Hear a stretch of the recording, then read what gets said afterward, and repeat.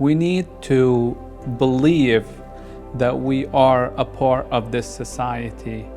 I think that your niyyah has been pure and that you have acted on that niyyah and Allah has guided you. And Allah tells us in the Quran, when you walk in my way, I will show you the way. You see evolution, you see your growth. Things do get better with time. I think the programs that you have developed and the direction in which you're going in, I think it reflects the goals in which Muslims should strive for collectively. I remember President Kennedy, and he said that, don't ask what American can do for me, but say what I can do for America.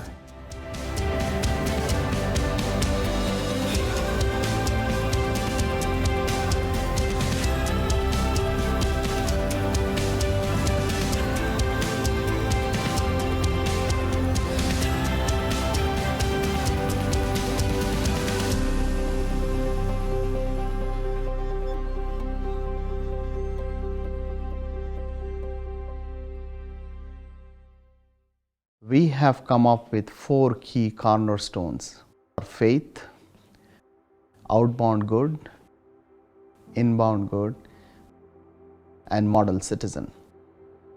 Faith is the foundation on which we stand. There are certain foundations for an organization to be successful in our spiritual world. Number 1, inclusiveness. Everyone in our community needs to be involved. Number 2, the empowerment of women. Our sisters must be involved in the process. Number 3, a good democratic foundation and good governance so that we are able to reflect all the different opinions and different approaches in our community. Number 4, good financial resources and creative fundraising. Those 4 foundations are present in the MAPS community, and it warms my heart every time I come here and see that with my own eyes. Prophet ﷺ, before he became the Prophet, for the first 40 years of his life, was actually a great human being, a trustworthy person, and sets us as a great example for us to how do we create the outbound impact in the society that we live in. Some of the examples of the things that we do are we connect with homelessness in Seattle. We are working with interfaith organizations to really understand and create an impact to improve the lives of the people. So your journey into public life started by being 8 years old in Saudi Arabia and wanting to be a fire chief or a fireman. So that's a desire to serve. That's a beautiful quality. How can we encourage that quality in our young people and not so young people? How can we move more in the direction of that natural longing?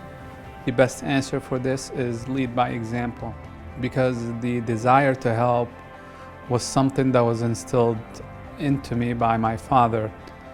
You know, when I saw him as a first grader, when he brought in this homeless man home to feed him, when I saw him sponsoring orphans. So it's something that I have seen. And because of his example, I wanted to do the same.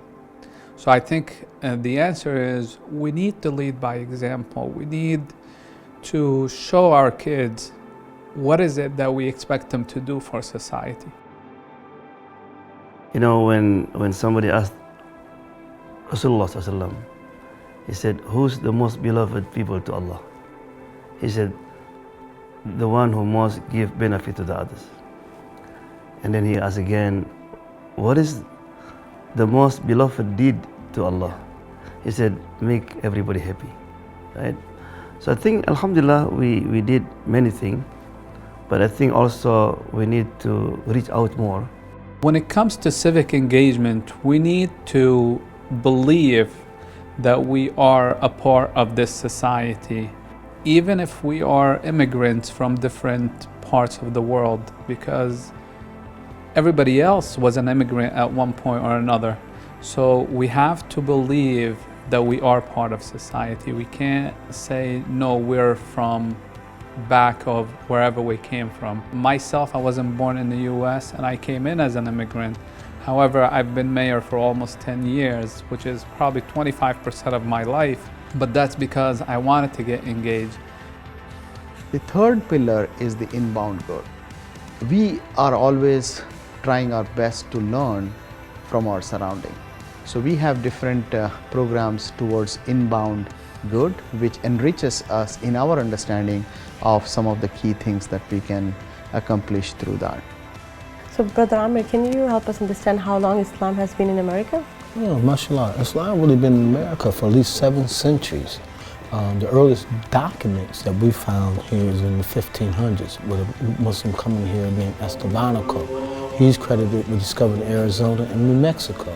We had an early Muslim document written in 1753 to Muslims petitioning the government for their freedom. So Muslims have been part of the American fabric for hundreds and hundreds of years.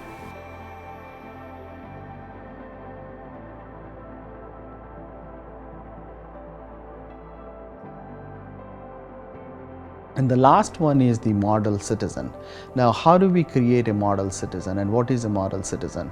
In order to build that, we again are focused on providing the environment for our kids, for our adults, both from the entrepreneur perspective, from education perspective like SAT classes, GED classes. We're going to start MCAT and other training courses for our youth to get engaged with the Muslim health professionals so that they can enrich and be of help to the society that they live in and become a model citizen, which we all are going to be proud of. The vision's wonderful, and I think it's important to understand that visions guide growth, right? So your vision, quite like your vision from your eyes, will let you know where you're going to go. And so to have the faith, being good citizens, growing, whether it's intra or inter growth with other communities, these are all very important things. And I think that MAPS has, more importantly than dictating where they want to go, they've allowed the foundation or the fertile soil to let the community grow in that way. Because it's one thing to say you want to get there, but it's another thing to be able to provide opportunities for the community to actually get there.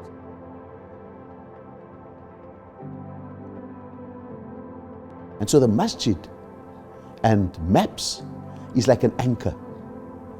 It gives you a long rope to go out as far as what you can, but the anchor remains on this piece of property.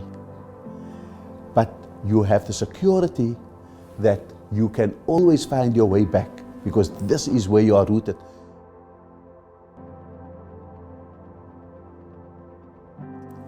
In the heart of the tech district of Redmond, Seattle, spawned by the presence of Microsoft, I have seen a generation of multinational professional young Muslims, men and women, highly skilled, well-educated, and deeply committed to Islam.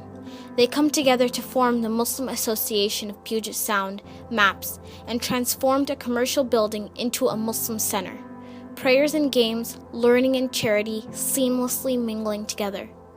They push the boundaries of orthodoxy so that their children, born in America, will find being deeply Muslim will not contradict being proudly American.